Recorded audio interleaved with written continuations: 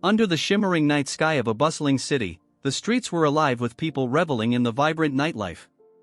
Amidst the commotion, the scene shifted to a lively restaurant where a man sat devouring his meal with reckless abandon.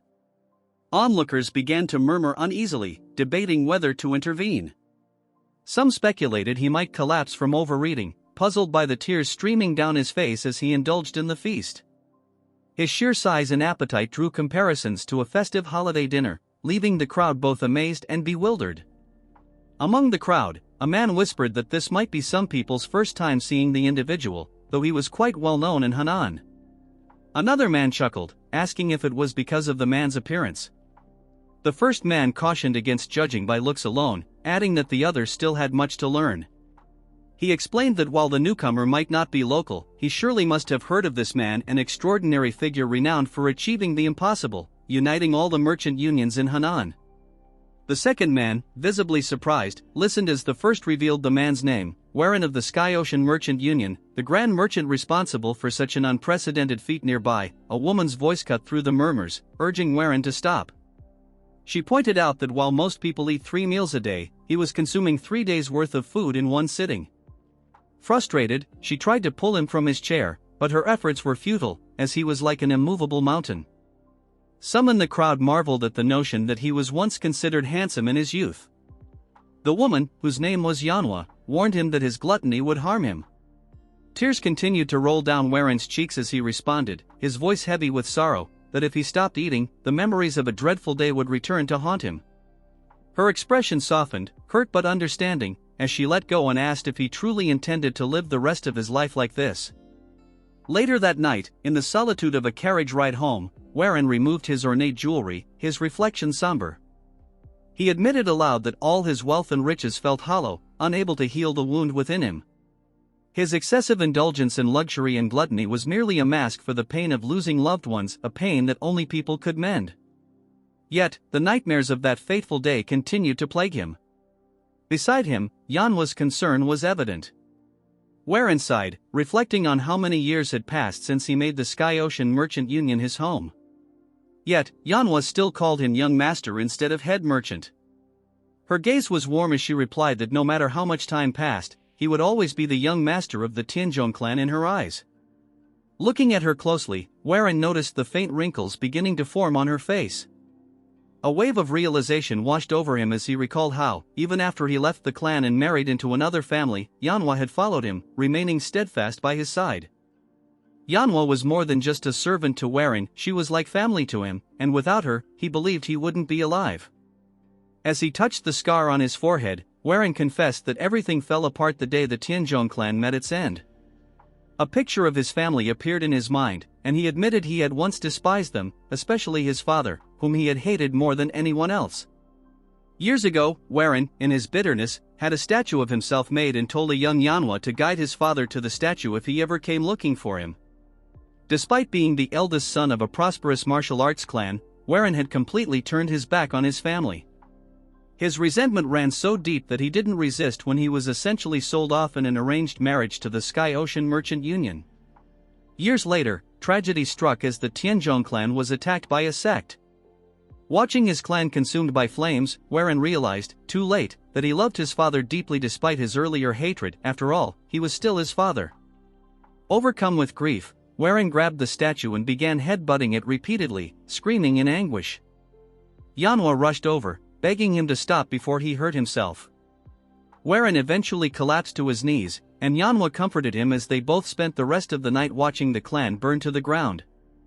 In the present, something rapidly approached their carriage. Inside, Warren told Yanhwa that he had decided to change his ways. He promised to mend his relationship with his wife and abandon the reckless lifestyle he had been living. He acknowledged that he had grieved long enough and vowed to take care of the family he still had, though he worried about how cold his wife might be toward him. Laughing lightly, he told Yanhwa that she was like family to him. Yanhwa smiled warmly and promised to continue serving him well. Suddenly, a projectile shot through the side of the carriage, and a man crashed into Yanhwa, sending her flying through the air before bursting out the other side. The carriage toppled over. Meanwhile, the attacker, an old man, managed to regain his footing but slammed into a tree due to his momentum. Coughing up blood, he muttered that his organs were in tatters. A group of masked figures quickly surrounded him. Despite his injuries, the old man fended off an attacker's blade by letting it pierce his hand. The masked figures taunted him, claiming they had warned him there was no escape.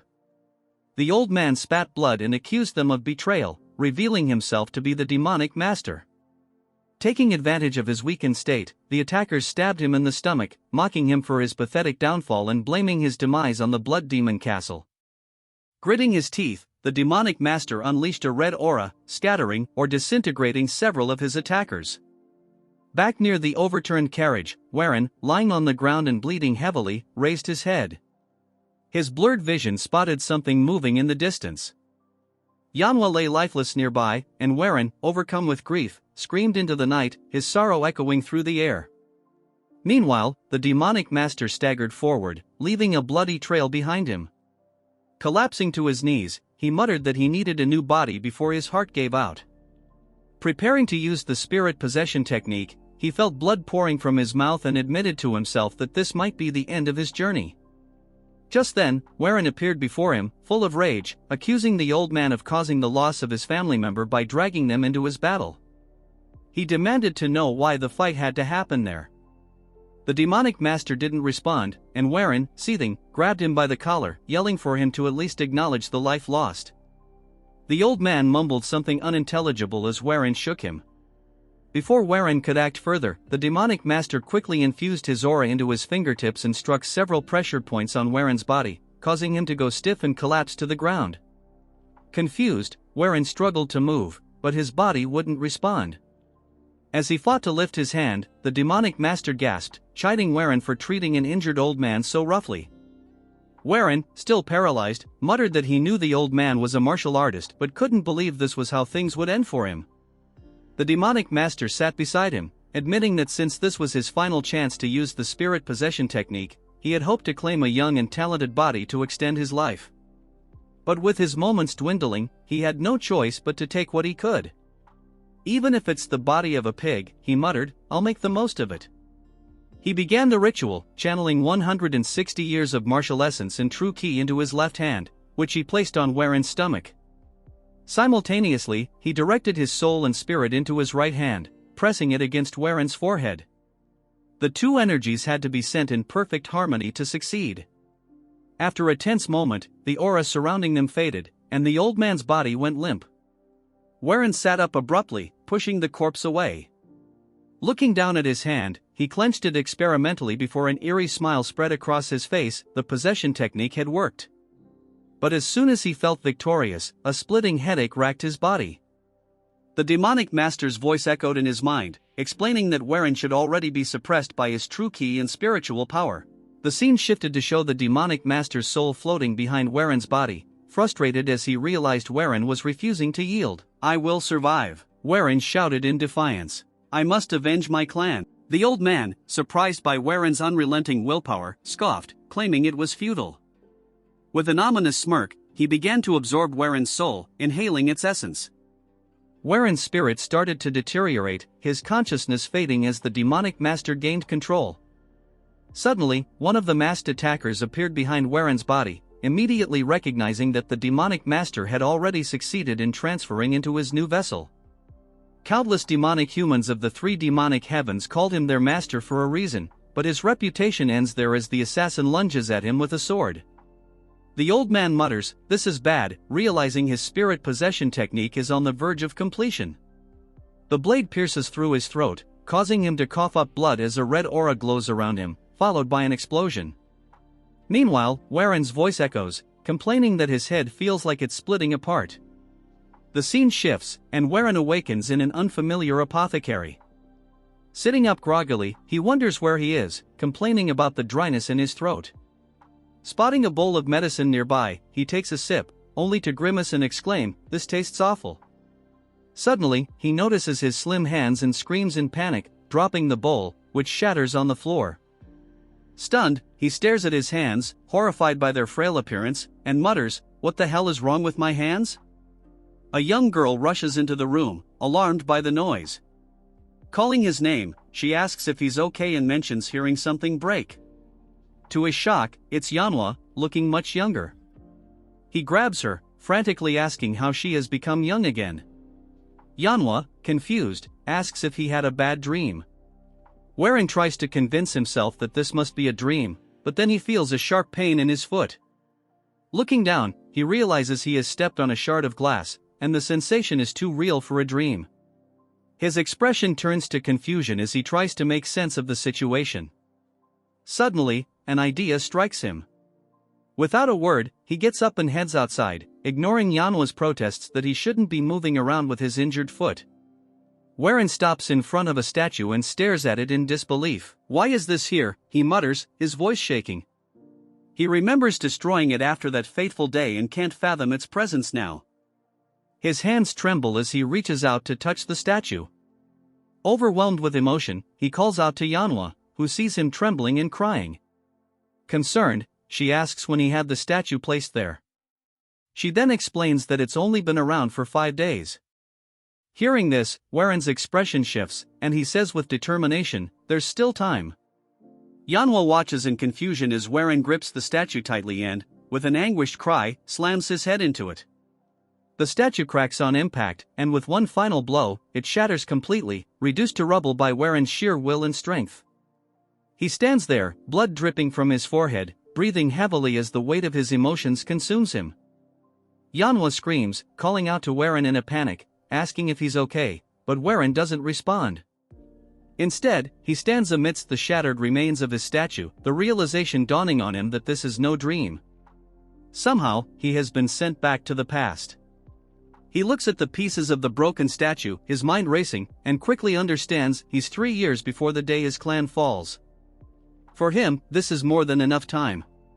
Determined, Warren declares aloud that he will protect his people and the Tianzhong clan at all costs. The narrative shifts to provide some background on the Tianzhong clan, a martial arts family residing near Tianzhong Mountain in Henan. Many years ago, several households named themselves after the mountain, but it was the Yong clan that unified them, earning the title of the Tianzhong clan. In its glory days, the clan was widely praised, its name synonymous with strength and prestige. However, over time, its reputation faded, and the clan became a shadow of its former self, no longer receiving the admiration it once had. We see Warren's father, Yong, sighing deeply as he sets down his teacup. He laments that it has already been 30 years, and yet no new expert martial artists have risen within the clan since Elder Yong Gosang, the supreme dragon of Henan. Sitting across from him, his wife listens as Yong expresses his sadness over the clan's decline. He admits that it's disheartening to see their family's legacy reduced to mere whispers of what it once was. She reassures him that they can still hope for Warren to recover and lead them toward a brighter future. However, Yong shakes his head, saying that she knows as well as he does how much Warren resents him. Yong explains that he had tried to be considerate, but perhaps it was his fault for remarrying too soon after his first wife's death, leaving his son feeling abandoned. His wife smiles gently, advising him to be patient, believing that Warren just needs more time. Yong, however, feels the gap between them growing wider rather than healing. He recalls visiting Warren 5 days earlier, only to find a statue in the garden. Warren had told him to pretend the statue was him instead. Sighing, Yong apologizes, admitting he might be venting too much. At that moment, Manhwa bursts into the courtyard, shouting frantically. Yong, alarmed, asks what's wrong and why she's so upset. Gasping for breath, Manhwa tries to speak but starts crying uncontrollably. Yong gently urges her to calm down and explain. Between sobs, she tells him that Warren has hurt himself and is now unconscious. Both Yong and his wife are stunned by the news. The scene shifts to Warren lying in bed, drenched in sweat, as though trapped in a terrible nightmare. In his dream, he's beneath a waterfall, watching koi fish swim around. His mother sits beside him, smiling warmly. Young Warren laughs, saying he's caught a big one and urging her to look. But when he turns, he finds her slumped over on the rocks. Dropping the fish, he runs to her in panic. The memory shifts to her lying in bed, pale and sickly, as Warren cries at her side. She calls him closer and apologizes for not being able to take him to the waterfall anymore. Hugging her tightly, he sobs while she gently consoles him, urging him to stop crying. Suddenly, the dream warps into a nightmare. the demonic master appears, grabbing Waren's head and mocking him for his tears. Calling him weak, the master declares he'll take Waren's head as a prize. The vision turns terrifying, and Waren screams as he jolts awake, his heart pounding. Waren awakes in his bed and looks around, immediately struck by a sense of familiarity mixed with strangeness. The room is undoubtedly his childhood bedroom, but it feels foreign after so many years. The realization sets in, he truly is back in the past. Overwhelmed by the weight of his memories, he reflects on the hatred he once harbored for his father and how he had isolated himself from his family. He recalls the tragic chain of events that began with his father's brutal murder and ended with the complete collapse of the Tianzhong clan. Regret seeps into his thoughts as he wonders if, with his knowledge of the future, he might prevent the devastation and protect the clan this time. Suddenly, a strange sensation disrupts his thoughts, a surging energy within his abdomen. He feels the heat intensifying, confused and alarmed by this unfamiliar force. Meanwhile, outside his room, two women gossip about him. One scoffs at the idea that Waren destroyed the statue by headbutting it, pointing out his long-standing frailty and lack of martial arts training. The other insists she saw it happen with her own eyes and speculates that he might be possessed. Before they can continue, the door slams open, and Waren steps out, trembling. The women immediately start stammering excuses for their gossip, but Waren pays them no mind. His focus is entirely on his body, which feels unnaturally hot, the heat radiating from his lower dantian. Panic sets in as he realizes the old man's energy has manifested, creating an overwhelming surge of Yang energy. If he doesn't find a way to control it, he fears he'll do something he'll regret. Without hesitation, he dashes into the forest, muttering to himself about the dire need to manage the energy. As he runs, his body feels as though it might explode from the intensity of the heat. Finally, he leaps into the cold waters of a waterfall, the same one from his dream, letting the freezing water cool his overheated body. Steam rises from him as he emerges, and he lets out a long, relieved sigh, feeling momentarily saved. Just as he begins to regain his composure, he hears a voice calling his name. Startled, he looks up to see his father, Yong, rushing toward him. To his shock, Yong leaps into the freezing water and grabs him, tears streaming down his face. Yong accuses him of trying to take his own life on such a cold day, his voice filled with desperation and sorrow. Waren is overcome with emotion at the sight of his father alive, but he holds himself back from acting too affectionately, knowing it would seem odd given their strained history. However, his emotions get the better of him, and he embraces his father tightly, unable to stop himself from crying. In his heart, he feels a profound gratitude for this second chance. Whether this is a dream or reality, he vows never to lose his family again. 3 months pass, and Waren's relationship with his family begins to heal. One day, he goes fishing with his younger half-brother, Kajung, a boy he barely spoke to in his past life. Kajung laughs as he shows off his fuller basket of fish, teasing Waren that he'll win their bet. Waren reflects on how he neglected Kajung before, even as the boy struggled with chi blockage after training in the clan's martial arts technique. In his previous life, the blockage left Kajung bedridden and unable to train, which contributed to the clan's decline. At the time, Waren was too absorbed in his responsibilities as a son-in-law of the Sky Ocean Merchant Union to intervene. Now, he regrets how his indifference added to Kajung's burdens. During their fishing trip, Kajung hesitates and asks if it's really okay for him to stop taking the medicines prescribed to him. Waren laughs, joking that the medicines would only make him fat. When Kajung protests that he doesn't remember him ever being fat, Waren corrects himself, saying the medicines might eventually lead to it. Kajung chuckles, saying he likes the new Waren, especially since he's been giving him allowances under the guise of bets. When Kajung shows him his superior catch, Waren dramatically throws his own fish into the air, declaring he won't lose again. The brothers laugh, and Waren grabs Kajung, joking that he's caught the biggest fish yet before pulling him into the water. As they play, Waren silently apologizes to Kajung, vowing to protect him from the burdens that once crushed him. Meanwhile, Waren has been tirelessly preparing for martial arts training by strengthening his body. He meditates daily under the waterfall to stabilize the old man's energy, which hasn't caused further issues since its initial surge. One morning, as he finishes his meditation, he notices his younger half-sister, Xiaolin, standing nearby with a towel. She cheerfully hands it to him, saying she feels like they're finally growing closer. Warren, guilt-stricken, recalls how cruelly he treated her in his previous life despite her kind nature. Sialan had always tried to connect with him, often inviting him to events like fireworks festivals. Each time, he had snapped at her, telling her he had no time for such trivialities and leaving her in tears. The last time she invited him was the final interaction they ever had. On her way to the festival, she was murdered, and Beyond, devastated, launched a personal investigation. Not long after, Beyond was assassinated as well. Warren's heart aches as he looks at Sialan, vowing to never treat her coldly again. This time, he will protect her, Kajong, and everyone else he lost. He recalled the past events tied to Sialan's invitations to attend 2 festivals, the Moon Festival happening today and the Yong Clan Festival scheduled a year later. Tragically, it was during that future festival that Sialan met her untimely death. Determined to rewrite history, Warren asked if today was the Moon Festival, and Sialan, her eyes sparkling with excitement, eagerly confirmed. She asked if he truly wanted to go with her, a hint of disbelief in her tone, and he assured her he did, even suggesting they shop together before the event. Her joy was palpable, and Warren silently resolved not to let this precious opportunity slip through his fingers again. He was determined to protect his family, rewrite the fate of his loved ones, and restore the Tianzhong clan's former glory, no matter the cost. Later that day, Warren joined the other disciples for training at the estate.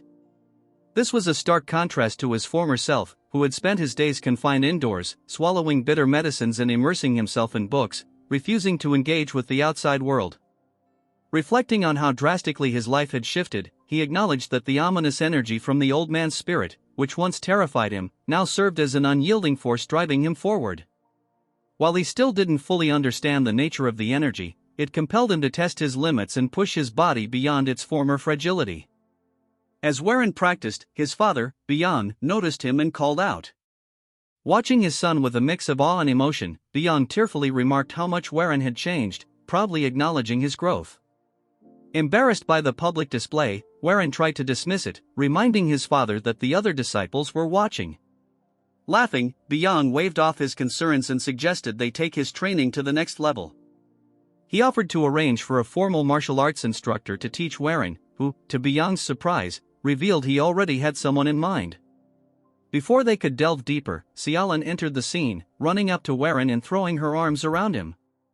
She gleefully showed off her new clothes, twirling and asking for his opinion.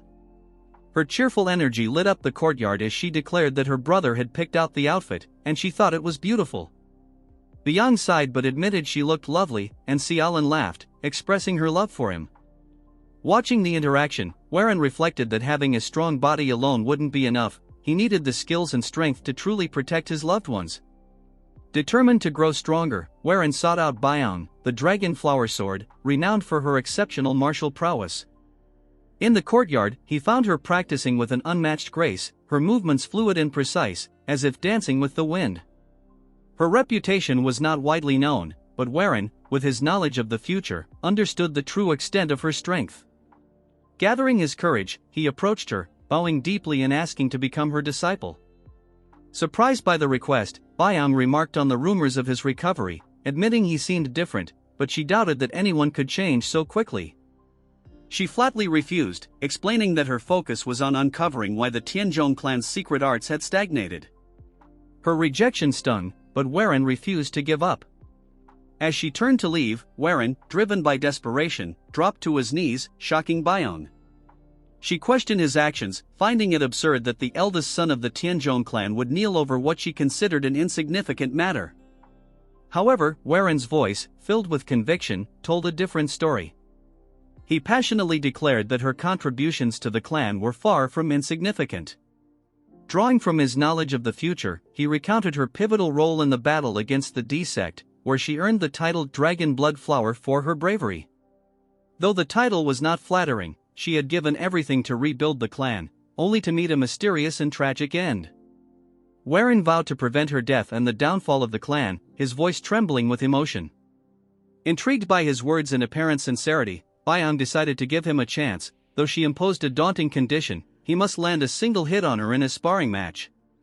Confident in her abilities, she further handicapped herself, stating she wouldn't use chi or the clan's martial techniques. Despite his determination, the match proved disastrous for Warren. Byung effortlessly disarmed and knocked him down repeatedly, her skill far beyond his reach. Still, Warren refused to surrender, his resolve burning as fiercely as ever.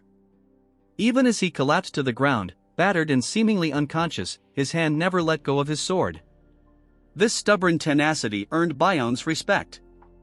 As she turned to leave, acknowledging his effort, a faint red aura began to emanate from Warren's body. It darkened ominously, signaling the latent power within him stirring, and hinting at the immense challenges he would face on his path to change his family's fate. She feels it turning back, seeing Warren standing once more, the red aura swirling around him. She instinctively grabs her blade, telling him to return to his senses. But before she can finish speaking, he has already closed the gap, right in front of her. She manages to swing her sword, knocking his away, but nervously sweats, saying he's actually very fast. Warren leaps again, attacking from above, but this time he lands a hit, sending her crashing into the wall. She now realizes she's been cornered. As he comes in for another attack, she sees it and knows it's too dangerous. She has no choice but to counter it. Drawing her blade, she uses the first form of the Soaring Dragon Emperor's sword to block. However, to her surprise, Warren stops just before hitting her face, leaving her completely confused. Warren starts laughing, saying that he touched her, which was part of their agreement, and then calls her master before collapsing to the ground, unconscious. She looks behind her at the wall and sees that he actually carved a chunk out of it, wondering what on earth just happened. Sometime later, we see them training in the courtyard. Warren swings his sword, and the air around him feels different now. He follows up with a diagonal cut and then soars through the air, landing gracefully, just as she had demonstrated during her own training. She wonders if he always had this much talent. He learned both the Soaring Dragon Emperor's sword and the Azure Bamboo sword forms in just a few days.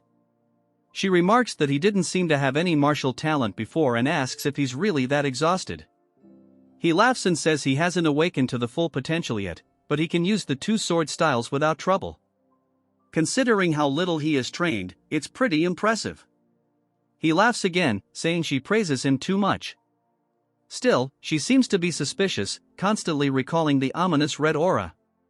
She tells him he's learning martial arts at an unbelievable speed and that it's hard to believe he was bedridden with illness not long ago. Sensing a follow-up, he sighs and says she probably wants to ask about the red key again. He asks if he really needs to explain it once more, explaining he doesn't remember anything after receiving so many of her blows.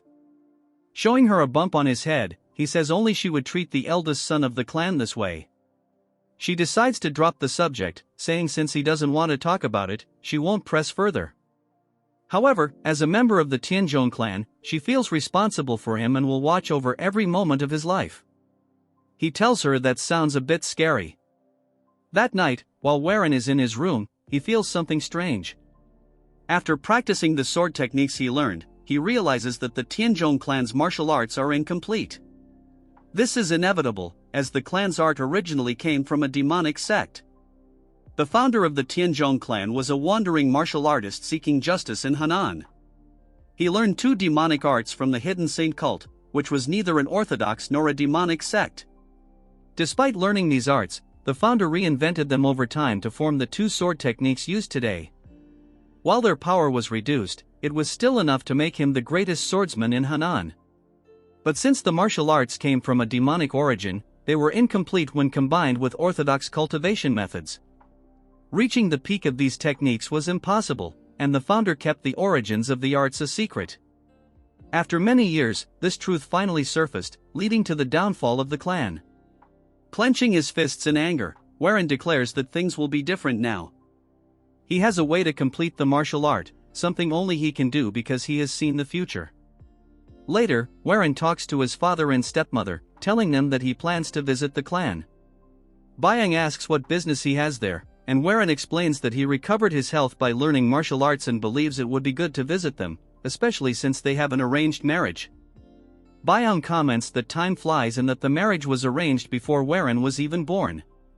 He begins to mention the daughter's name, but Warren interrupts, saying her name is Jel Changyang. His father smiles, agreeing, and says he was good friends with her father, Yugel. He's heard that Chanyang is incredibly beautiful and asks when Warren plans to leave. His stepmother suggests that since Warren has just recovered, it might be better for him to take more time to rest. Warren laughs, saying that he's of age now, and meeting people through travel is an important part of life. He adds that his father was around his age when he met Yugal. His stepmother agrees but warns him to be very cautious about his health and safety, as the trip will be long and take over a month. She insists that he needs a dependable bodyguard. Just then, we see Bayan looking furious. Warren is happy to see her but asks who the two men behind her are as they step forward. The men begin to approach and grab her by the arms, leaving Warren wondering what's going on. The men smile and comment that he's in much better shape now, clearly training his body, and that he's very different from before. Warren guesses that they must be the Rising Ghost Blades and says it's nice to meet them. The men confirm they're here to protect him and add that Warren has the potential to bulk up and gain muscle. The two muscle-headed brothers are introduced as Jungwook and Wook. Warren says that although they may seem like muscle-heads, they're skilled enough with swords to be called the Ghostblade Blades. He comments that his father must have put a lot of thought into choosing his guards. Warren immediately tells them that he will decide the path they take on the journey and hopes they will follow his lead without question. Jungwook stares at him for a moment before agreeing with a smile. Warren says they should leave immediately, as everyone else is ready. Warren bids farewell to his family, and Xiaolan wipes away her tears, asking if he really has to go. He apologizes and promises that he will go wherever she wants during the central festival. She asks if he's serious, and he smiles, saying of course. Both Bang and his stepmother watch him proudly. Warren then calls out to Kajung, asking him to look after Xiaolan and the family while he's gone. Kajung wonders if his brother has always been so tall and promises to protect them with his life as he salutes him. Warren takes a few steps back, telling them he's ready to leave. We see his father and the family respectfully bidding him farewell as he heads out with his guards. Just as he begins to leave, a familiar voice calls out to him. When he turns, he sees Yanoa running toward him. Warren immediately recalls the time when the clan was already failing, and he was leaving in a carriage. Yanoa had chased after him, calling his name and begging to go with him. It feels just like what is happening now, and Warren can hardly believe she's chasing after him again. He starts to think about it, but Jungwook advises him to refuse her, saying it's too dangerous for a servant girl to join them. He tells them to wait a minute. Getting off the horse, he runs toward her. He apologizes, closing her eyes, thinking she might get slapped. She is instead shocked when he hugs her tightly. The rest of the party watches the drama unfold. Warren tells Yanoa that she always wishes to be by his side. For that, he is forever grateful. He explains, however, that the path he is taking could be extremely far and dangerous. As of now, he is unable to protect her if she went with him. He doesn't want to bring her harm since she is his beloved family. With a smile, he tells her that she has to stay with the family. Yanoa cries as she agrees to his terms. Warren, with a determined look, leaves the clan. He thinks to himself that when he returns to the Tianzhong clan, a lot will have changed. He swears to protect his family and prevent the fall of their clan. As they continue their journey, he apologizes to his father because going to the Jaegal clan is just an excuse. It is not far from the Wudong clan, where the secret to perfecting the incomplete martial arts of their clan lies. They will be heading to Wudong as their journey continues. Warren, looking up at the sky, suddenly finds himself in a giant body of water. As he walks around endlessly, he says, "This place is way too vast." He then feels something in the water behind him. When he turns around, it's none other than a signboard. When he picks it up, he sees that it's actually the Tianzhong clan's board. When he looks back up, what was a giant endless sea is now an ocean of flames. He sees the clan house on fire, looks at it in disbelief, and starts screaming, "No," while running around. The demonic master appears, calling him a fool. Warren falls to the ground, screaming. The master says that after receiving the greatest possible opportunity that goes against the heavens themselves, Warren is going to waste his time on such childish endeavors. Warren asks how he's here, and the old man tells him that he cannot change anything. Gazing at him as if he were peering into his soul, the master demands he hand over his body. But just then, a sword cuts through the apparition of the old man, snapping Warren back to reality. Bang asks what he's busy daydreaming about. Warren then sees her flying straight at him, knocking his sword out of his hands, sending it backward, and putting her sword right up to his neck. He tells her that he surrenders. She says he's unable to keep his focus and asks if he's feeling unwell. He says it's not that, his sleep has just been really bad for the last few days. We then hear Jungwook say, if he doesn't feel well, how about he trains with us? We see the boys hitting both the squat and the bench press. They say these are the best things for increasing one's strength and that he can utilize his muscles very efficiently with this. Warren sweats nervously and walks away, saying, maybe next time. More importantly, I have something to announce regarding the trip. As they roll back on the road, he says that before they head to the Jaegal clan, he wishes to stop by Mount Seven Sages. Jungwook asks why, and Warren explains that he's read a book written by a renowned herbalist, and it says there's a part of Mount Seven Sages where 100-year-old ginseng can be found. It is also said that there is monkey wine, which is rare and hard to find elsewhere in the world. Both of the brothers start drooling at the thought of the wine.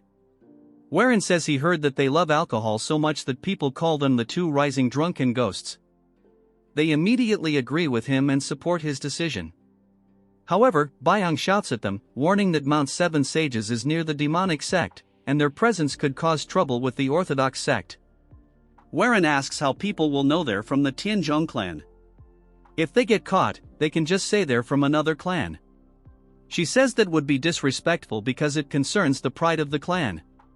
He asks her if that's really so important.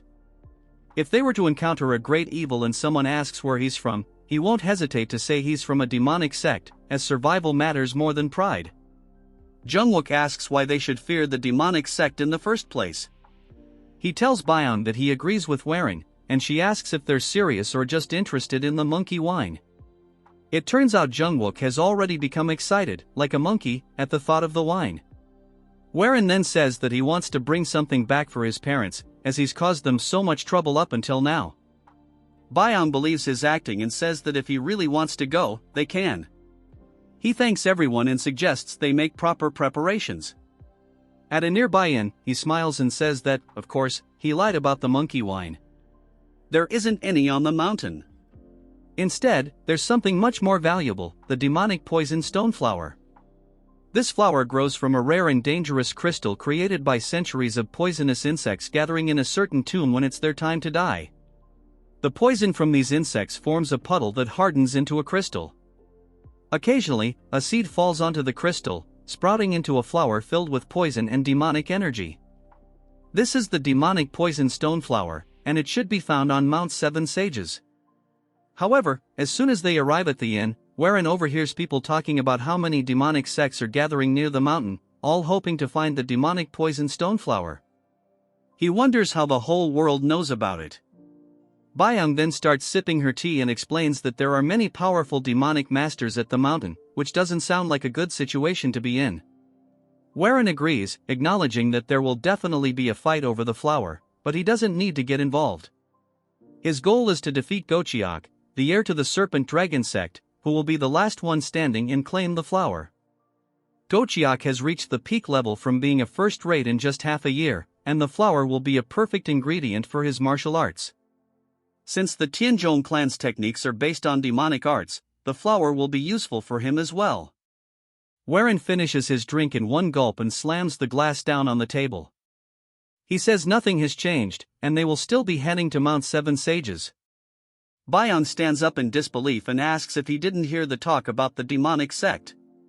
He replies that the mountain is one of the paths to the Jaegal clan, and the Jaegal clan will certainly be involved, so meeting them might not be a bad idea. Warren sighs and leans over the table, telling Byung that while she may be okay with this plan, if they face powerful martial artists, they won't be able to handle it and will have to run. He then asks about the two goofballs. When they turn around, they see the two brothers lying on the floor, passed out from drinking too much. Warren shakes his head and shrugs, reassuring her that he won't go near any places where dangerous martial artists might be. Byung seems suspicious but reluctantly agrees. They head to a new location where they'll stay for the time being. Warren says that the area around Mount Seven Sages is essentially like the Gallery of Pandemonium. Although he's too weak to enter such a place, he believes the true winner is the one who laughs last. We then get a flashback to Warren telling the group that they should check inns and bars run by the Serpent Dragon sect. They should look for places with few customers but many horses, as Gochiak, the young sect leader, will need a large number of horses to move quickly. If he finds a stable, it means Gochiak and his men are likely to stop there, even if Gochiak has obtained the demonic poison stoneflower. The flower will not be taken immediately, instead, it will be kept in a sect-run inn before being transported to a safer location. Warren explains that the only inn that fits these conditions is the one they are currently staying at. If they stay there, Gochiak will eventually show up with the flower. Later, we see a large group gathered, and Warren watches from above. He asks what they're looking at, and Jungwook replies that the young master of the Serpent Dragon sect is down there. It's none other than Gochiak, the person Warren has been waiting for. Warren is surprised and wonders why Gochiak is here instead of at Mount Seven Sages. He wonders if Gochiak is not actually fighting for the flower. One of Gochiak's men runs up to him and whispers something in his ear. Warren says that he can't make out what they're saying from this distance. Gochiak's expression changes as he hears the news. He looks angry and starts shouting at everyone to gather the swordsmen from their clan because they are going to chase them. Jungwook comments that if Gochiak is calling out the 8 swords and the 8 slashers of the Serpent Dragon sect, then this is big news. Warren thinks that if something urgent just happened, it could create an opportunity to steal the flower, giving him a higher chance of getting it himself. He tells Jungwook to get ready because they're going to follow the group. Byung starts yelling, asking why he wants to chase after a demonic sect, saying it's too dangerous. She's really worried and asks why he keeps getting involved in more risky situations. Warren tells her that Janghu is about to go through a big change, and to survive in the chaos, they need to get stronger. He says that power is just a tool for them. Byung responds that Janghu is peaceful right now, and they're not weak enough to need some herb to become strong. Warren disagrees and tells her that they are weak and can't easily claim what they want without this power. He has a dream, and he's going to get the flower no matter what, so he can protect his family from outside threats. He says that if she believes in him as the heir of the clan, she needs to follow his orders. Byung is taken aback by his sudden change in attitude, and she wonders if it's her fault for not seeing him as an adult until now. Jungwook laughs, saying he didn't know Warren had such courage. He and his brother show their respect and say they will follow his orders. Byung, seeing this, also agrees to follow him. She adds that he needs to remember that Janghu isn't a place to take lightly. Warren nods, agreeing, and tells her not to worry too much. He says that no one knows that better than he does, since he's been through it all. They then prepare to leave town and head to a different area. As they sneakily follow the Serpent Dragon sect members, Warren says he never expected there to be so many of them. The sect members start to form a formation, and Byung tries to tell Warren about it. He stops her, saying that it looks like Gochiak and the others are setting up an inescapable net. Jungwook becomes worried, saying that means they should probably move quickly. Warren reassures him, saying the main group hasn't done anything yet. He's certain they're waiting to take action once they spot anyone suspicious or the person with the miracle medicine. So, they should wait for the right moment. They listen carefully, hearing shouting in the distance about finding the person. This gives them a chance to sneak away a little further. Warren suggests they move towards the river since, now that the person with the medicine has been found, a person on the run would likely choose to go toward the water rather than the woods. Namwook asks why, and Warren explains that a person escaping would prefer water. After a while, all they hear is the eerie silence of the river. They notice it too. Warren tells them to stay as quiet as possible from now on, and Byung audibly gulps in fear. Suddenly, a man walks through the river, screaming for help. He is covered in blood and getting closer to them. Then, a giant purple hand emerges out of nowhere, crushing the man like a bug. This alarms the group, as a powerful purple aura immediately spreads through the area. An old man appears, taking a long breath while holding the flower they've been searching for. Byung wonders if this is the flying demon bloodlion, and Warren asks if she knows who he is, sensing the ominous aura. Jungwook is surprised, saying Warren doesn't know who he is, adding that if you were to pick 100 experts in the demonic martial scene, the Blood Lion would definitely be one of them. Warren notes that the man doesn't seem to be in a good mood and spots the flower in his hand. Warren realizes that if the Blood Lion has the flower now, it's about time for the Serpent Dragon sect to make their move. They quickly pull back from the Blood Lion, thinking they had the upper hand. Gochiak then says that he ran all the way here after killing the most elite members of his sect. He doesn't expect much from the flying demon Blood Lion.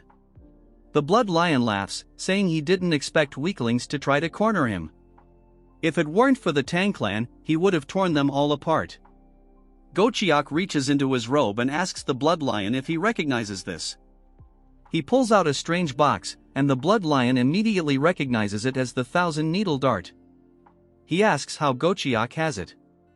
Gochiak says he spent a lot of money to get it and reveals that not only does he have one, but everyone in his clan surrounding the Blood Lion also has one. They all point them at him. The Blood Lion gets angry, asking if they really think such inferior weapons can hurt him. He begins releasing his aura. At the same time, the group fires the darts, sending a volley of needles flying through the air, almost like fireworks. As they fall toward the Blood Lion, he brings his hands together, and two giant purple hands form above him, clapping together. The shockwave from the clapping knocks many of the needles away. Warren stops and wonders if this is what he thinks it is. The Blood Lion starts to rise into the air, releasing even more aura than before. Gochiak is stunned and asks how this makes sense. The Blood Lion starts to laugh as he begins to flee, saying they are no match for him. Gochiak grins, saying he's ready for the challenge. He orders the second squad to shoot, but the needles are already flying toward the Blood Lion. Gochiak is too late to react, and he gets caught in the explosion, causing him to fall into the water. The group surrounds him, and Gochiak shouts, ordering the 8 swords to surround the Blood Lion and take the flower immediately. The group charges at the Blood Lion from above, but he laughs, saying they will never find the medicine and that he'll take them all down to hell with him. A fierce and brutal battle begins, and the Blood Lion easily takes down many of them, even mocking one fighter who thought he was getting ahead of himself. Byong and the others watch in disgust, with Byong saying she's never seen such a bloodbath before. She asks Warren, who is calm despite the chaos, how he can stay so composed, considering this is likely his first experience in Jianghu. Meanwhile, some of the sect members shout that they've caught the Blood Lion. He is now riddled with arrows and blades, collapsing into the river and taking his last breath. Gochiak tells his men to search him for the medicine, but when they do, they report that it's not there. Gochiak begins to panic, insisting they need to search again, as they saw the Blood Lion holding the medicine. There's no way he could have hidden it, and they must find it. Warren tells the group to follow him as they move through the trees. He calmly explains that the miracle medicine isn't actually on the Blood Lion, but he has a hunch about where it might be.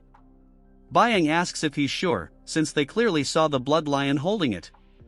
Warren explains that the Blood Lion probably sent it down the river. He mentions the water barrier the Blood Lion created earlier was not just for defense, but to block their sight while he secretly pushed the flower into the river using his martial arts. If that's true, the flower would still be there, and they could follow the water to find it. They hear shouting behind them, and Warren tells them to hurry. It won't be long before others figure out where the medicine is too. They spot the purple aura of the flower in the river, and Warren immediately runs over, pulling it out of the water. He asks everyone to wait and takes out a vial, handing the box to Jungwook. He pours something from the vial onto a different flower. Byang asks if they think this is what she believes it is, and Warren confirms that it's poison. She warns him that it's not good for an orthodox martial artist to carry poison, but Warren assures her it's a useful tool. By poisoning the fake flower, they will trick the others into thinking it's the real one. It won't fool them for long, but it will buy them enough time to escape. Jungwook laughs, saying it was easy. While everyone else was fighting for their lives, they managed to get the flower just by sneaking around. Warren shrugs, saying they were just lucky, and it's time to go. But just then, the box is ripped from his hands. A man lands next to him, and the group freezes, not sensing his presence before. Warren turns to look at the man, who grins and says, "It's mine now." At that moment, none of the 4 realized the old man's presence. By the time they noticed him, he was already standing beside Warren. The other three, alarmed, shouted his name, fear rising within them as they recognized the man before them, the flying demonic blood lion. His presence here was far from ordinary.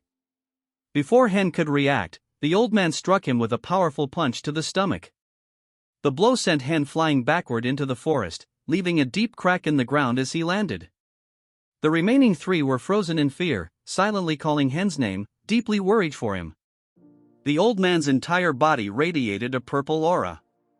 His face twisted with fury as he accused them of being thieves who didn't know their place. He then raised the flower to his mouth and bit into it. His terrifying expression grew darker, and the purple aura around him thickened.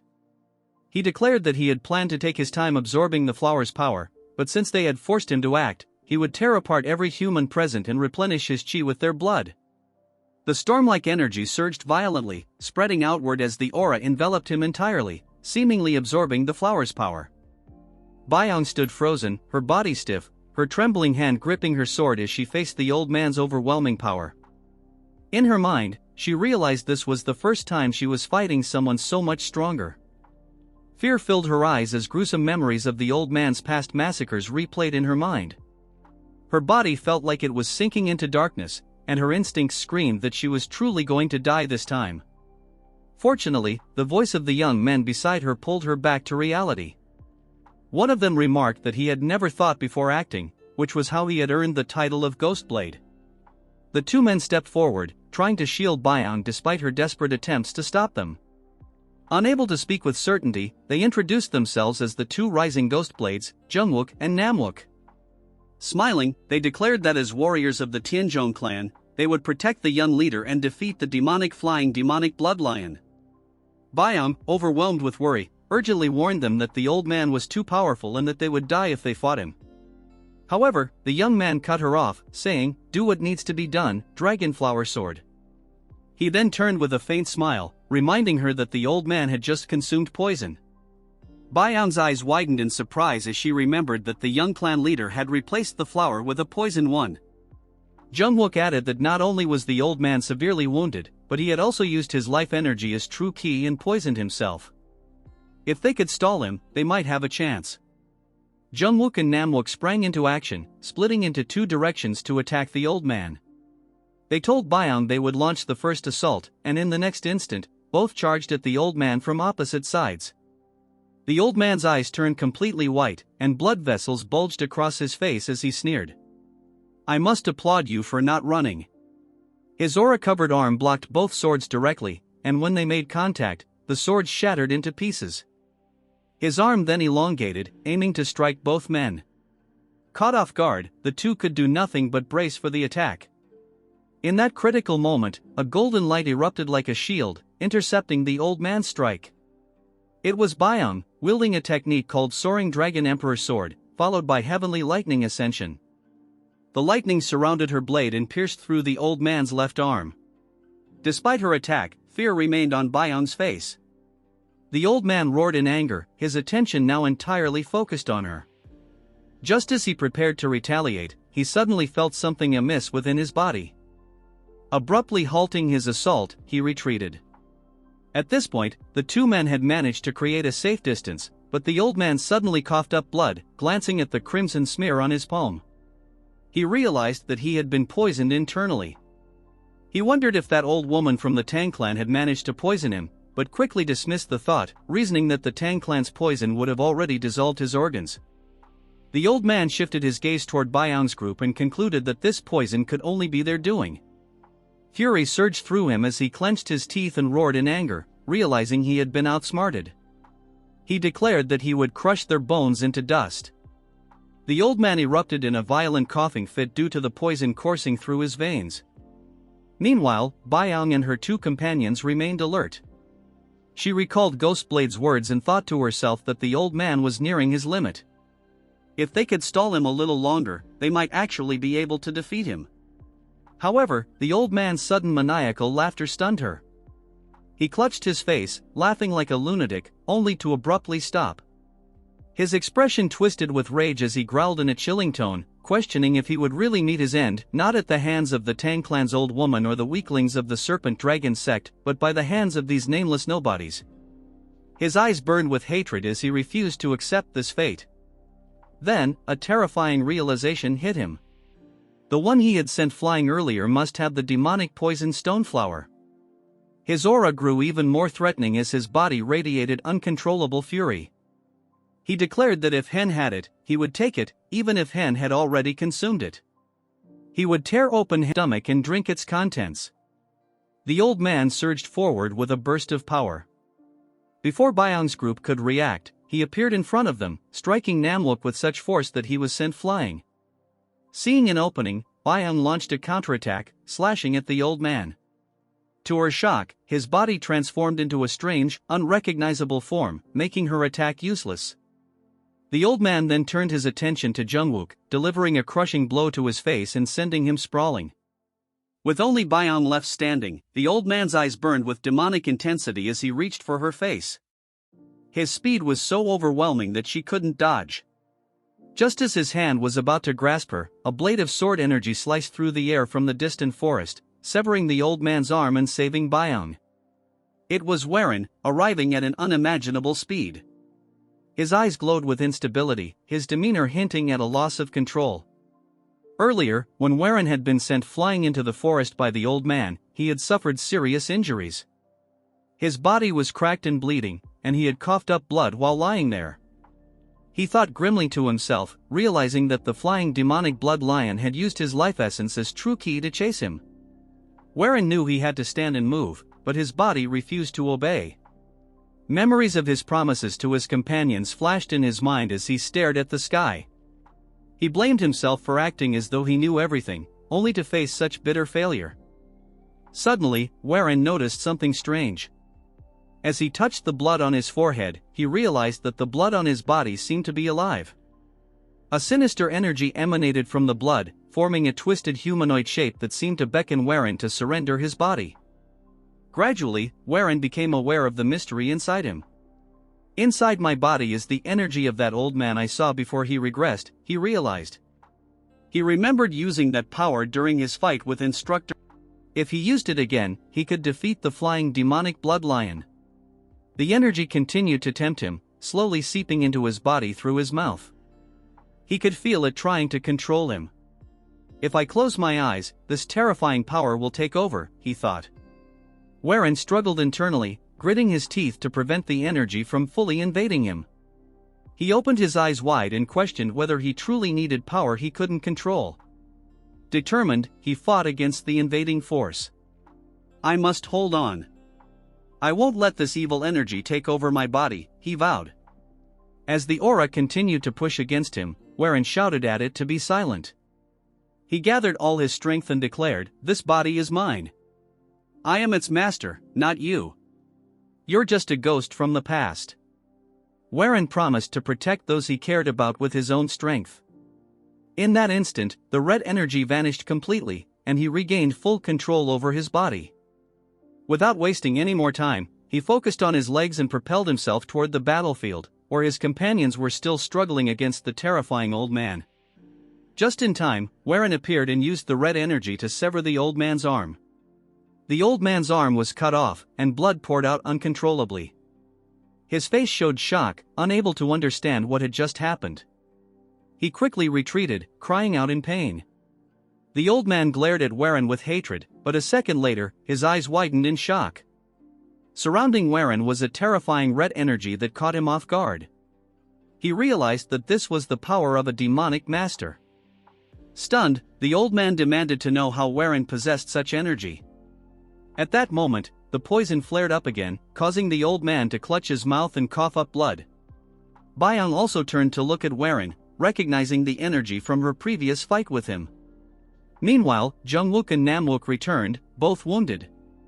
Realizing he had arrived at the perfect moment, the four of them stood together, ready to face the old man. Warren encouraged them, saying that the flying demonic bloodlion was poisoned and had used his life essence some time ago. He would soon collapse. With a serious expression, Warren gave his first order as the heir of the clan, commanding them all to survive. The group's eyes burned with determination as they stared down the old man. Weakened by poison and the loss of his arm, the old man admitted, "I have faced many challenges in this land, but this situation is one I can't understand." Resolved to fight to the death, he declared that he would give up his own survival and use the last of his strength. His body began to glow with a purple aura. Despite not fully understanding how he gained such power, he sneered and said, "Struggle as much as you want." Facing this deadly foe, the group heightened their guard, fully prepared for a life-or-death battle. In the next moment, both sides charged at each other with all their strength and resolve. No one knew how long the battle would last or what the outcome would be. Elsewhere, a man angrily shouted at his subordinates for failing to find the old man. He and his group quickly moved through the forest, thinking that the old man would soon use his life essence. They arrived at the river near the forest, and when they emerged, the man was shocked by the sight before him. The clearing showed signs of a fierce battle, and he recognized traces of the Blood Lion's martial arts. He grew more alarmed. Just then, his subordinates called out, announcing that they had found the old man. The man rushed over and saw the old man's body lying on the ground, covered in fatal wounds, blood pooling around him. They concluded that he was dead. The man, dissatisfied, demanded to know the whereabouts of the flower. His subordinates hesitated, unable to answer, and his fury grew. Realizing they had no information about the flower, he roared, "If you can't find the flower, you will die." One of the subordinates nervously confirmed that the flower wasn't there. Enraged, the man drew his sword, prepared to kill the subordinate. The young man closed his eyes tightly, bracing for death. However, to his relief, the man did not follow through. Furious, the man sheathed his sword and began to contemplate who had killed the old man and taken the flower. Which fool fought the flying demonic blood lion and stole the demonic poison stoneflower, he thought, his face flushed with rage. The scene transitions to a dense forest where a group of riders hastily flees on horseback. Jungwook laughs heartily, exclaiming his disbelief at their victory over the flying demonic blood lion. Byung, puzzled, questions what he means. Jungwook explains that if the lion had fallen even moments later, they would all have been killed. Reflecting on the encounter, Jungwook admits he still feels the danger of the situation, noting how those who survive such battles are considered strong. He remarks that the flying demonic blood lion, a powerful martial artist in Jianghu, understood its own mortality and fought with everything it had. As they ride, Warren awakens, coughing blood, prompting Byung to ask if he's alright. Warren assures him he's fine, though weary, and comments that their battle with the lion was anything but easy. Holding a strange flower with an ominous purple aura from his robe, he vows to protect his family and clan no matter the cost. However, he acknowledges the path ahead will be dangerous and warns there may be days like today when their lives are at risk. Turning to Instructor Mo, he urges him and the two rising ghost blades to become stronger. Jungwook responds with a determined voice, though Namwook remains unconscious. Byung then addresses Warren, pressing him to explain something. Warren, confused, listens as she clarifies, asking about the ominous energy earlier. Jungwook interjects, stating that the aura felt unlike the energy of the Tianzhong clan and more akin to the flying demonic blood lion's sinister chi. Byung, now worried, asks if Warren has learned demonic arts. Internally, Warren debates whether to reveal his regression, fearing the consequences it might have on the future, and ultimately denies the accusation. He promises to explain everything later. Byung, still uneasy, argues that since they all risked their lives, Warren shouldn't keep secrets from them now. Riding fast to keep up, Warren aggravates his injuries, coughing blood again. Byung notices and urgently asks if he's okay. He smiles faintly, reassuring her and the group that they will be the first to know everything when the time is right. Though dissatisfied, Byung has no choice but to drop the matter. She signals the group to stop and rest, as Warren's condition worsens. As they dismount, Byung observes Warren's declining state and suggests seeking help from the Jaegal clan. Warren disagrees, reasoning that their pursuers, including Gochak and the Serpent Dragon sect, would only bring trouble to the Jaegal clan. Instead, he proposes heading to Mount Wudong, where he has heard of a skilled physician with the surname Heir. Byung questions the existence of such a physician on Mount Wudong, and Warren confirms the rumor. Meanwhile, on Mount Wudong, a white cat leaps gracefully through the forest, pursued by a young man calling it Bull. He pleads with the cat to stop, warning it of the mountain's dangers, but the cat continues running. It halts suddenly at a bush, intrigued by a strange noise emanating from within. As the young man finally catches up and grabs the cat, the sound draws his attention. Before he can investigate further, Warren's group emerges from the bushes, battered and bloodied from their journey. Warren, pale and with his face smeared in blood, cries out in relief at finding someone in the desolate mountain.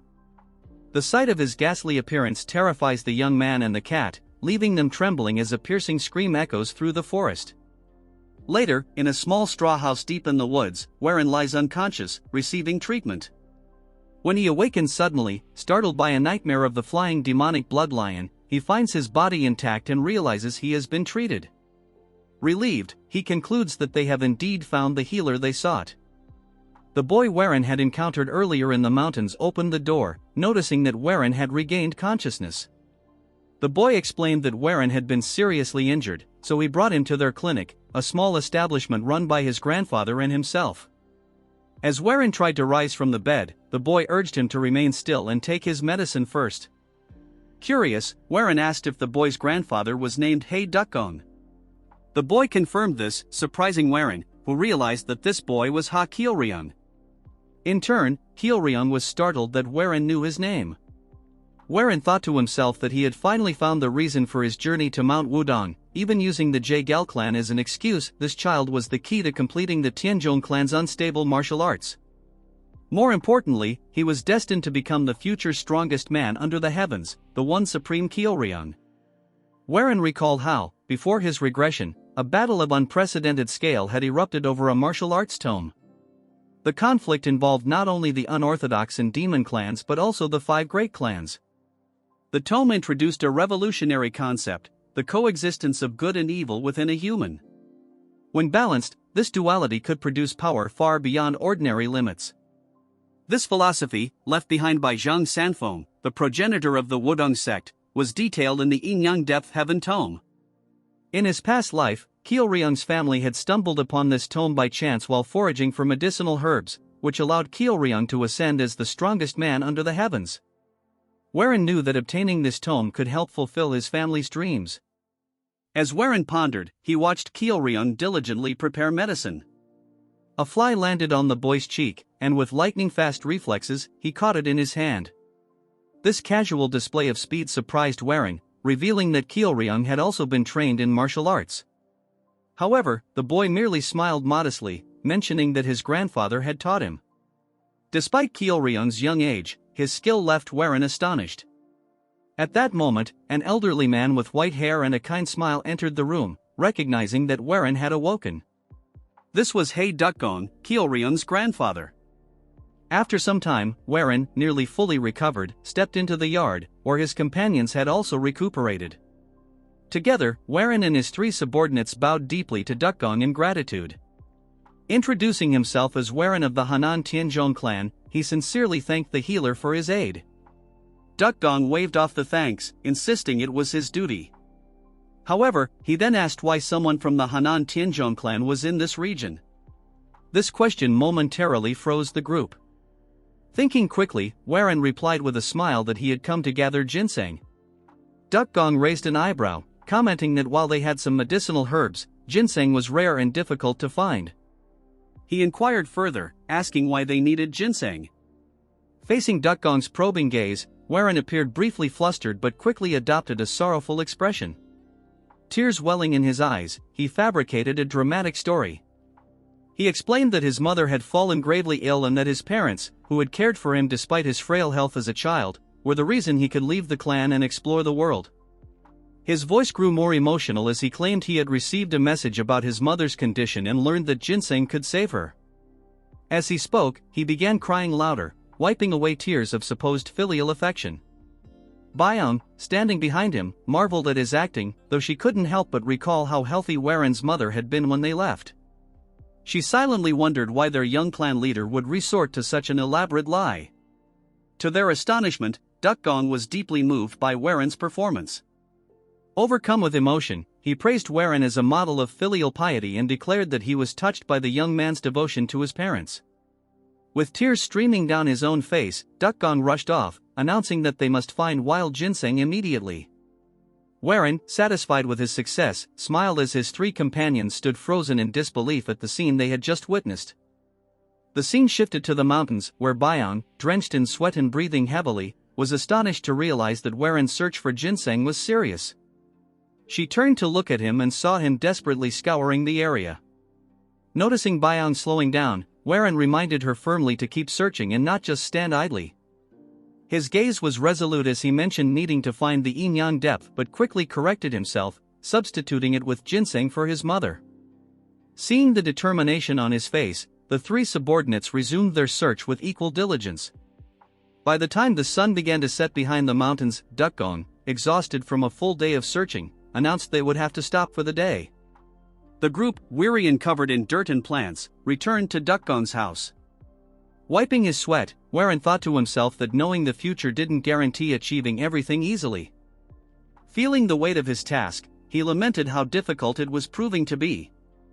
Dukgong turned to Warren, assuring him that he would send the ginseng to his location once he found some, asking where Warren was staying.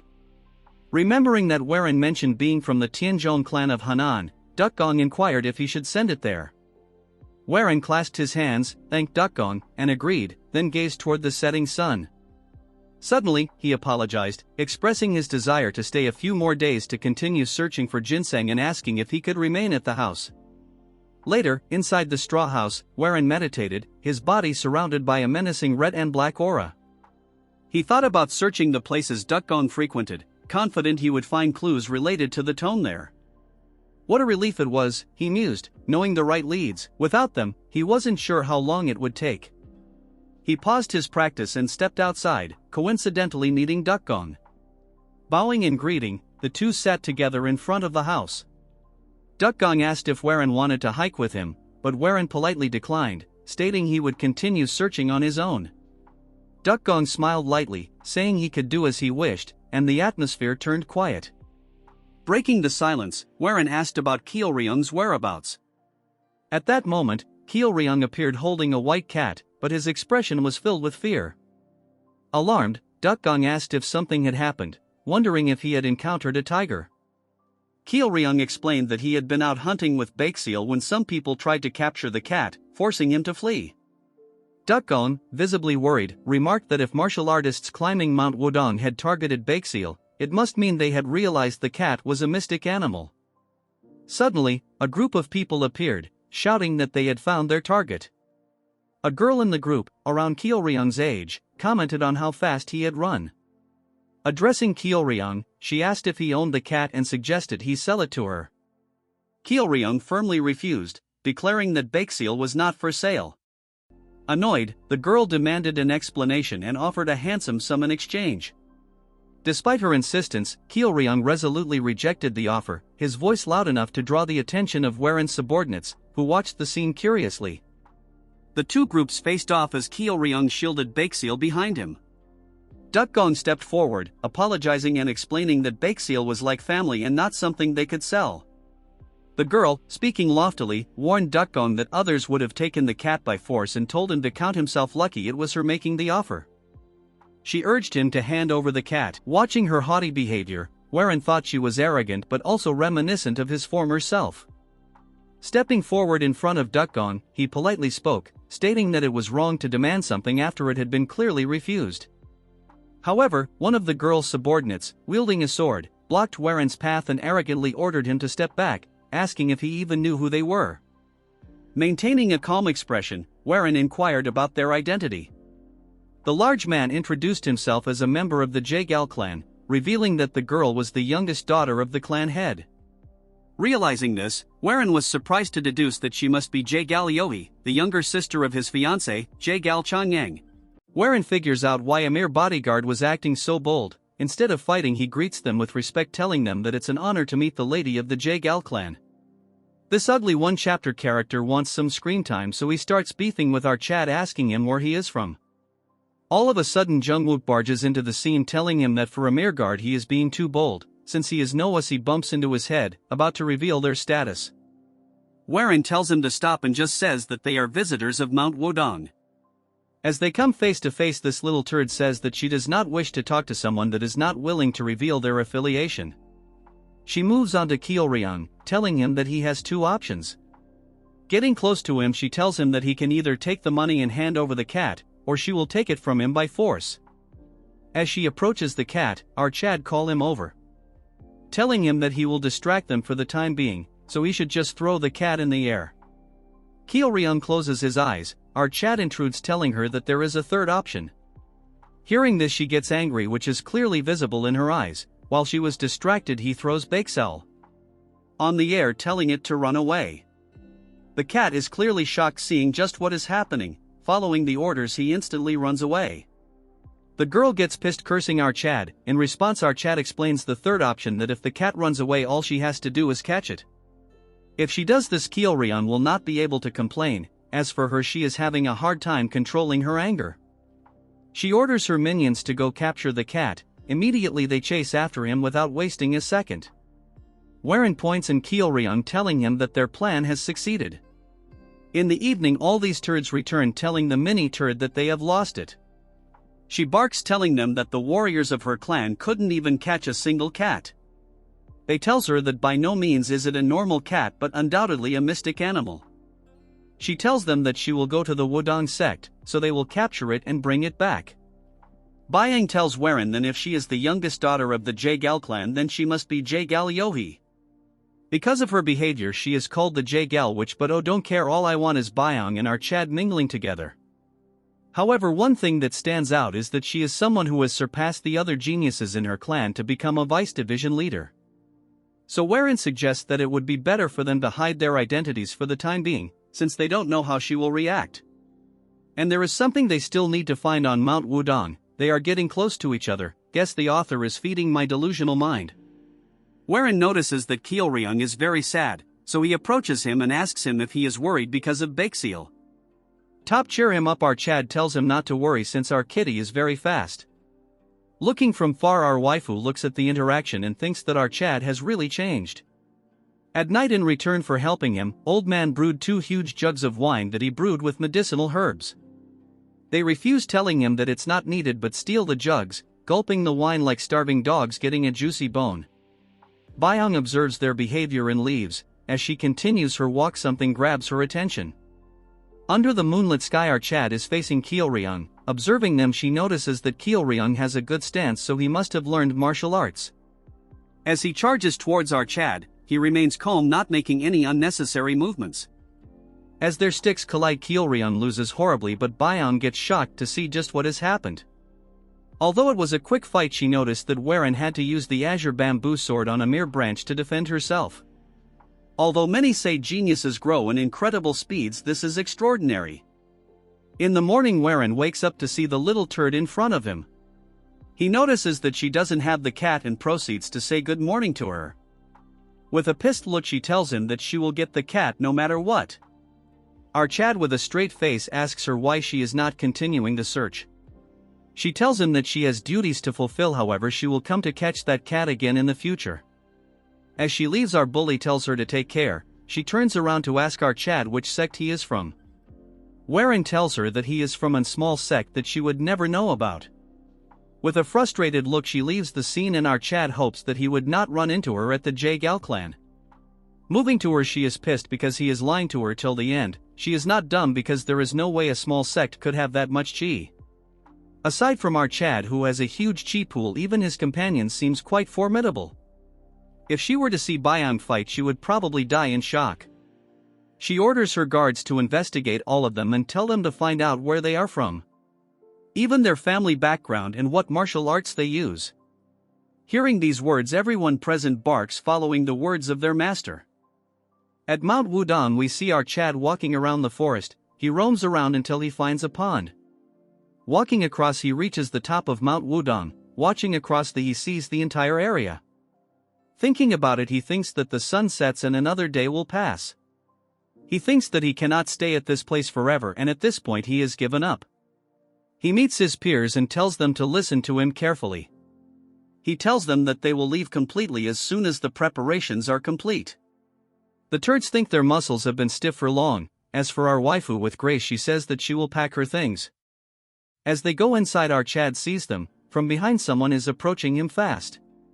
It's Kyeolryung. He is asking our Chad for help. Our boy tells him to catch his breath since he ran continuously. Crying out loud, he tells out Chad that Baekseal must have gotten hurt, as he shows him his fur covered in blood. Wherein thinks it has gone too much since they have chased the cat continuously, it has now gotten injured. Kyeolryung elaborates that by this time Baekseal should have retuned, since he is nowhere to be seen, he must have gotten hurt. Our Chad was about to leave, but this is too much, so he grits his teeth and asks Kyeolryung where Baekseal's territory might be. Kyeolryung is confused for the first time, so Wherein asks him where he met Kitty for the first time. Hearing this out, he says that he knows what he means, so our Chad decides to help him out. He tells Kyeolryung that since Baekseal is like family to him, he will naturally help him out. Using his aerial arts, our Chad storms through the forest, not wasting a single minute. Kyeolryung points out the location and they reach a mountain. Looking down, Wherein is shocked that his hideout is all the way down there. Going down, they start calling for him until Kyeolryung cries, showing our Kitty's blood and fur. Looking at the signs, our Chad thinks that given the signs he must be very close. As they continue searching, calling for his name, our Chad assures him that the traces mean our Kitty is around here. So they should look a little longer, but when something grabs his attention, a huge boulder blocking the entrance. Getting close to the boulder and analyzing it, our Chad feels a breeze and thinks that there is an opening behind the boulder. He tries to flex and thinks of lifting the boulder. He tries using all his strength, but it won't budge. This is embarrassing to him, so he figures it out that he cannot move with the amount of chi he has. He thinks of getting the help of Byeon or the two muscle heads. Kyeolryung finds a hole, shocking our boy. To keep his pride, our Chad tells him that because of his efforts it made a crack. But Kyeolryung breaks his bubble, telling him that the crack has always been there. Hearing this, it shatters the little pride Wherein had left. Kyeolryung thinks that Baekseal might have passed through it. Since it is dangerous, our Chad goes in to check it out. After going inside, he is shocked that it's so spacious here. Moreover, it's amazing that there is such a large chamber behind this boulder. A sudden bright light appears. It is so bright that he cannot see anything, but after adjusting to it he can see a man. As the light fades away, he sees the symbol of Yin and Yang symbol. In a matter of seconds he finds out that the dead man is the sage Zhang Sanfeng. He cannot believe that he found out the Yin-Yang depth heaven tome in such a place. Wherein notices a trail of blood and sees Baekseal resting, all covered in blood. Our Chad is flabbergasted because he found the cat and even the Yin-Yang martial art. Outside, Kyeolryung is nervous, wishing their well-being. Kyeolryung hears a noise and the next second a head gets out. Seeing the head, he gets scared and slowly and steadily a figure comes out. As tears drips from Kyeolryung's eyes, he sees our Chad holding Kitty, shouting out his name loud and clear.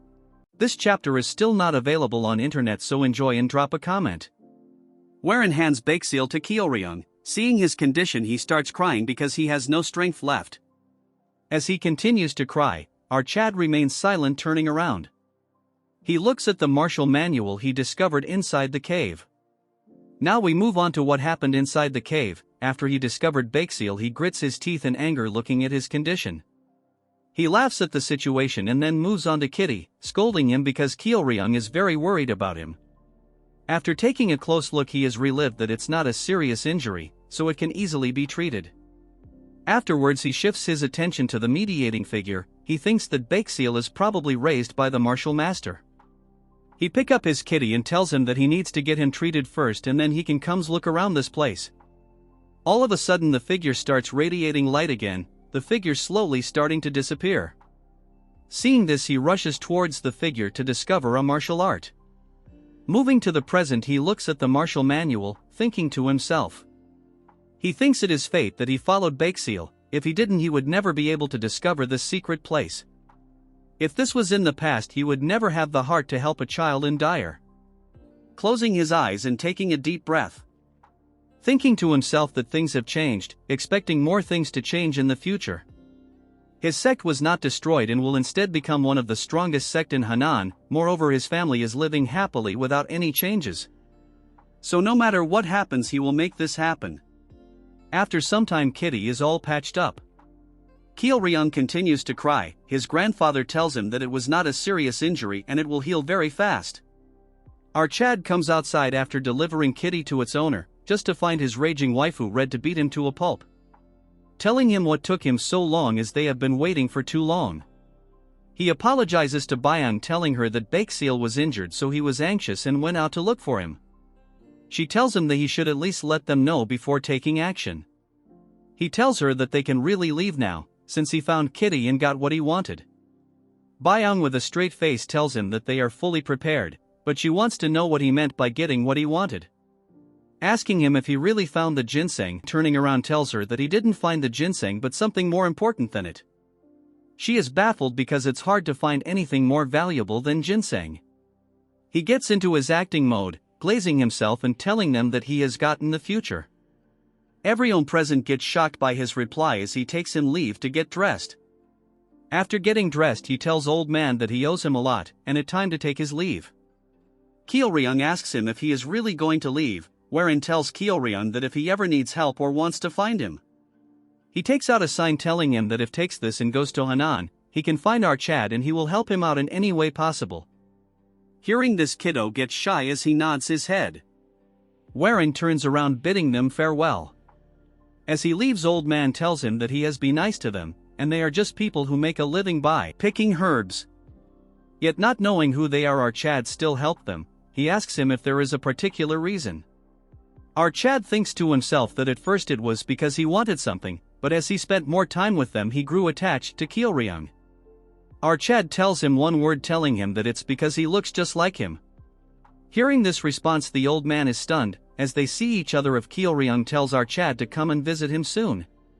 Byung asks him if he gave the jade emblem of the clan. Our Chad laughs, telling her that he has learned a lot from Kyeolryung, elaborating that he is more important than any pack.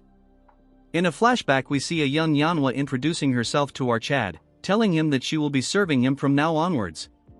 She reintroduces, shouting and begging him to take her in. Hearing this, he gets shocked and then laughs, allowing her to serve him. As the pack continues their journey, Byung asks our Chad what is it that is making him smile this much. Our Chad asks him if it looks like this. The Dumb Brothers tells our Chad if they are heading to the Jaegal clan. Byung shouts, asking him that they were supposed to go meet his fiancée, but he is just going to pass by not visiting the Jaegal clan. Our Chad with a calm tone tells her that it's not the right time to see his fiancée and visit the Jaegal family. Jungwook thinks it would be best to visit them and inform that our Chad has improved a lot. Suddenly the stench of blood surrounds the air, stunning all of them.